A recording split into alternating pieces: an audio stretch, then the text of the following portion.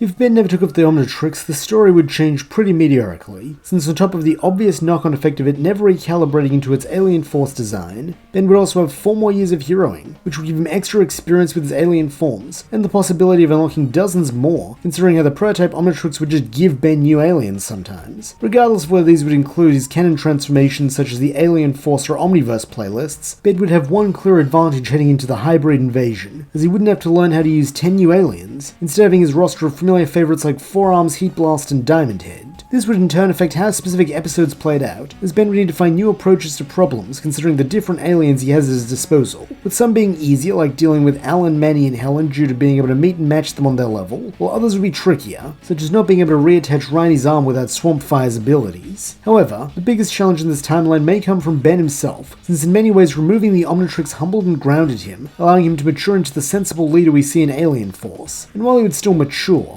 the constant validation of regular hero times may allow some of his worst traits like his ego and impulsiveness to flourish unless tempered with hard defeats. Additionally, there is the risk that his identity might be exposed sooner, either by Jimmy Jones or someone else observant, especially once Ben's heroing becomes more localized to Bellwood, leading to some of the arrogance we witnessed during Vengeance of Vilgax in the last season of Alien Force, since this would be a less emotionally mature Ben who would initially love the attention, only to realize the inconvenience of celebrity as he does in Ultimate Alien when it's already too late. And if Ben's identity gets out sooner, it also means the villains escalate sooner, because in canon, Ben taking the Omnitrix off allowed him to be anonymous and live a regular life for a few years. But if Ben stays active, Vilgax, the Forever Knights, and even new threats like the Rooters would all stay locked in on him, and worse, would know where to find him, so the real chance Ben ends up fighting Alien Force and even Omniverse level threats years earlier than he's supposed to. Though this wouldn't be all bad, as it would give the plumbers way more reason to recruit him sooner, meaning Ben might end up training under them during the time skip, and embracing the sort of life he leads in Omniverse far earlier, meaning that instead of stumbling into the hybrid crisis completely unprepared, he's doing so as a trained plumber and possibly even Max's new partner. But here's where things get complicated. Ben keeping the prototype Omnitrix means he keeps the glitches, which means mistransformations, timeouts, and failures at the worst possible moment compared to the recalibrated Omnitrix, which was pretty much flawless until he and Kevin messed with it. So while he's more experienced, he's also stuck with a less reliable watch, and the hybrid invasion isn't something he can afford to mess up because the Omnitrix decided to turn him into Ripjaws in the middle of Lost Soledad. And that's the big challenge in this timeline. Ben enters Alien Force with better resources and is more powerful on paper, but he's also less grounded and potentially more arrogant, while using a watch that's still prone to screwing him over, making it anyone's guess if the benefits are worth the trade-offs. What do you think? Will Ben's improved mastery be enough to make him the hero the world needs? Or will he be the reason it all falls apart? Let me know in the comments below.